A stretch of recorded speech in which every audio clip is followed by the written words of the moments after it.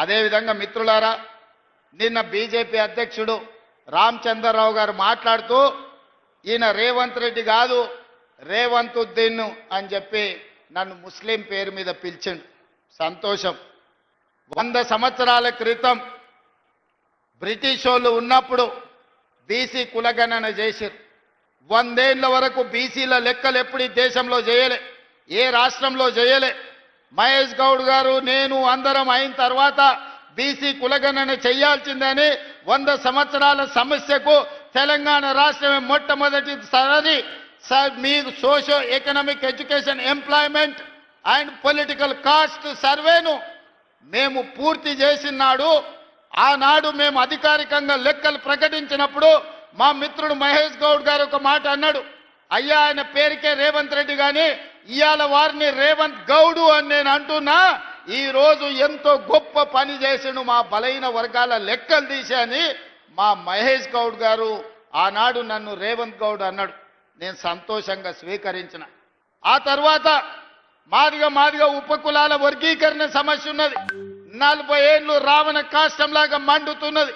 ఆనాడు ఈ వర్గీకరణకు సంబంధించి సుప్రీంకోర్టు జడ్జిమెంట్ ఇస్తే 100 రోజుల్లోనే ఆ సమస్యకు శాశ్వత పరిష్కారం చూపించి 40 సంవత్సరాల సమస్యను శాశ్వతంగా పరిష్కరించి వర్గీకరణ చేసి మాదిగా ఉపకులాలకు న్యాయం చేసినప్పుడు మా సహచర మంత్రివర్గ సభ్యులు దామోదర్ రాజనరసింహ గారు ఈ రోజు నుంచి ఈయన రేవంత్ రెడ్డి కాదు రేవంత్ మాదిగా మా మాదిగోళ్ళ బిడ్డగా మేము భావిస్తున్నామని దామోదర్ రాజనరసింహ గారు అన్నారు. నాకు చాలా సంతోషమైంది వాళ్ళ జాతిలో నన్ను ఒక్కడిగా పరిగణించినందుకు. అదేవిధంగా వాకిటి శ్రీహరి 30 ఏళ్ల కాంగ్రెస్ కార్యకర్త, ఏ రోజు ఏ అవకాశం రాలే. ఉత్తమ్ కుమార్ రెడ్డి గారు పట్టుబట్టి ఎమ్మెల్యే టికెట్ ఇప్పిస్తే మొదటిసారి ఎమ్మెల్యేకు మంత్రివర్గంలో శ్రీహరిని మంత్రి చేసినప్పుడు మా ముదిరాజు బిడ్డలందరూ కలిసి రేవంత్ రెడ్డి కాదు రేవంత్ ముదిరాజు అని మా ముదిరాజులు నన్ను అన్నప్పుడు ఆ సామాజిక వర్గం కూడా నన్ను హక్కున చేర్చుకున్నందుకు నేను సంతోషపడ్డా.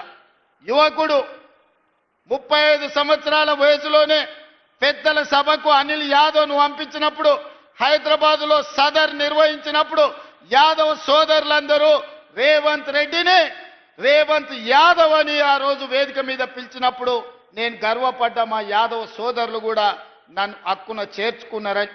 ఇవాళ సిక్కు సోదరులు స్వర్ణ దేవాలయం లాంటి దేవాలయాన్ని మూసీ నది పరివాహక ప్రాంతంలో నిర్మాణం చేస్తాం, సిక్కుల ఆత్మ గౌరవాన్ని నిలబెడతామని చెబితే సిక్కు సోదరులు సర్దార్ రేవంత్ సింగ్ అని అన్నప్పుడు సిక్కు సోదరులు కూడా నన్ను అభిమానించినందుకు సంతోషం అని చెప్పిన.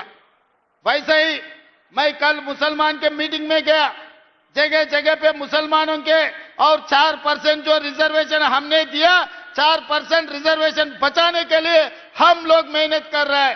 मुसलमानों को जो जब जरूरत है सब कुछ कांग्रेस पार्टी ने दिया. इस देश को राष्ट्रपति मुसलमान को कांग्रेस पार्टी ने बनाया. 7 मुख्यमंत्रियों को इस देश में कांग्रेस पार्टी मुसलमानों को बनाया. मेरा कैबिनेट में शेब्बीर भाई को मंत्री बनाने के लिए निजामाबाद अर्बन चुनाव में हम चुनाव लड़वाए. मैं कामारेड्डी, मेरे लिए शेब्बीर भाई ने कुर्सी छोड़ा था कामारेड्डी असेंबली में, मगर हम केसीआर को हराए, हम नहीं जीत सका. आप लोग शेब्बीर भाई को नहीं जिताया. फिर भी मुसलमानों को मंत्री बनाने के लिए मोहम्मद अजहरुद्दीन को बिना एमएलए बिना एमएलसी हम मंत्री बनाए. कल परसों हम उनको भी एमएलसी बनाने वाले हैं. इसीलिए इतने सारे 8 मुसलमान माइनॉरिटियों को हम लोग कॉर्पोरेशन चेयरमैन बनाए. मतलब ये सरकार में बराबर मुस्लिम माइनॉरिटी को हिस्सा दे दिए. उनका हक है, उन लोगों का हक उनको पहुंचा दिए. इसीलिए आज कोई मुसलमान के भाई रेवंत को रेवंतुद्दीन कहे तो भी मेरे कोई परवाह नहीं है.